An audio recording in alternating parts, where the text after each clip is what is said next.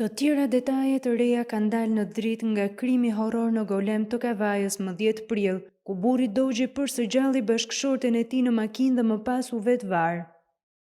Vëllai i autorit të krimit të rënd ka folur për marrëdhënien e çiftit duke treguar arsyet pse nisi konflikti brenda familjes, që më pas u përshkallëzua me aktin ekstrem të Bilbil Shirjes. Hasan Shirja u shpreh se 3 muaj më parë viktima Fëllënza Shirja kishte bërë kërkesë në gjykatë për t'u ndarë ligjërisht nga bashkëshorti i saj dhe ditën e hënë do të ishte seanca e pajtimit. Vëllai i Bilbilit tha se çifti nuk kishte probleme aq serioze sa për të arritur në këtë pikë.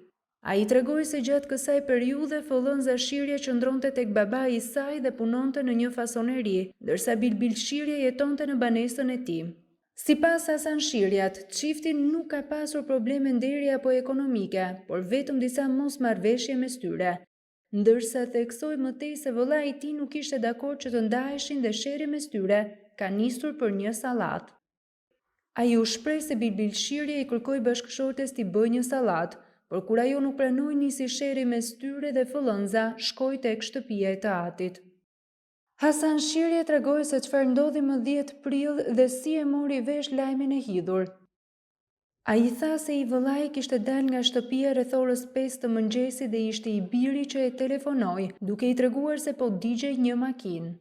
Kur shkoi në shtëpinë të vëllait, zbuloi se Bilbil Shirja kishte djegur grua në makinë e më pas ishte vetvarur. Hasan Shirja tha se çifti ishin prindër të 2 fëmijëve dhe se trupat ende nuk janë varrosur pasi presin të vijë vajza e tyre.